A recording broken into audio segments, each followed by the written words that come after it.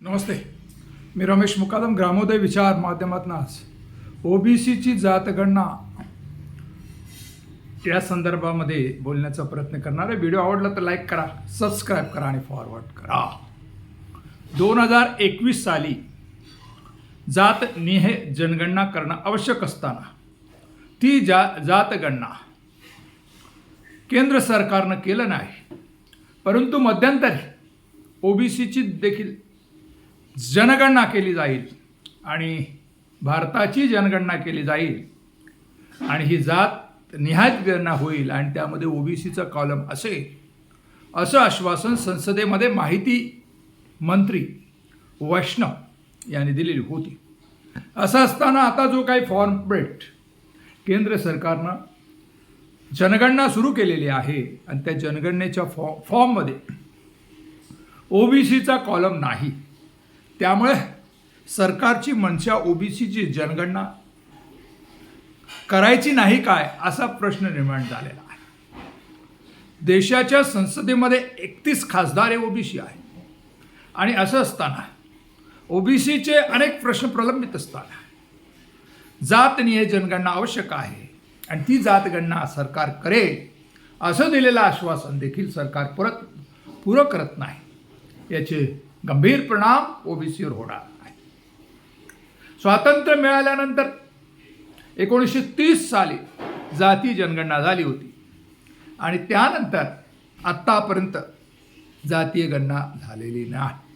दर 10 वर्षांनी जनगणना होणे आवश्यक आहे आणि जनगणना झाल्यानंतर त्या पद्धतीनं निधीचं वाटप केलं जातं.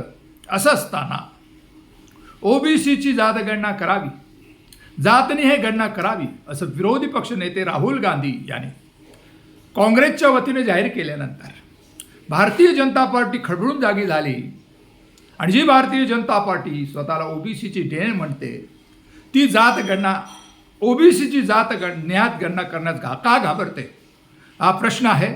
आता ओबीसी समाजाच्या खासदारांना, ओबीसी समाजाच्या लोकांना सरकारला जाणीव करून द्यावी असे वाटते आहे.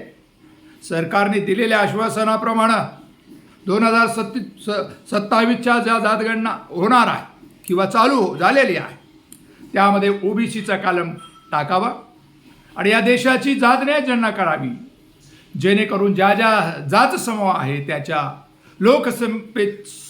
लोकसंख्येच्या अनुपातानं त्यांना निधी देण्यात येईल, त्यांचा विकास करण्यात येईल.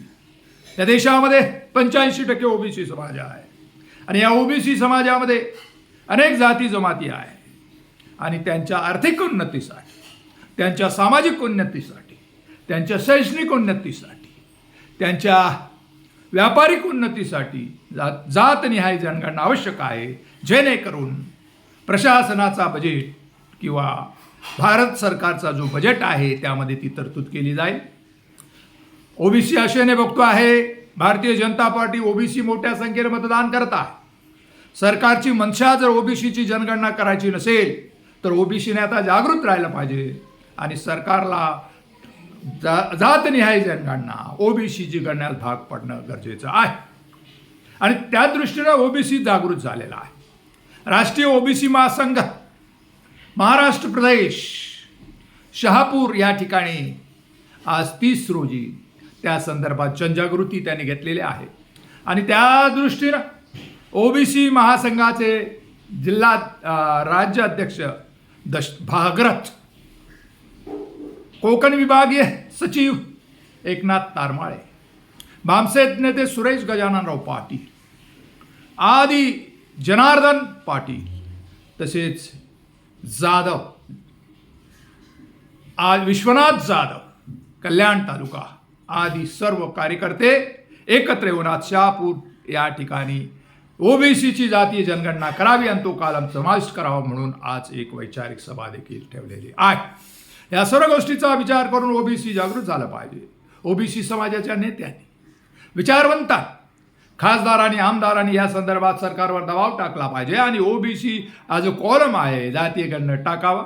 या संदर्भात आपलं म्हणणं काय कमेंट्स करा आणि माझा व्हिडिओ आवडला तर लाईक करा, सबस्क्राईब करा आणि फॉरवर्ड करा. जय हिंद, जय महाराष्ट्र, जय भारत.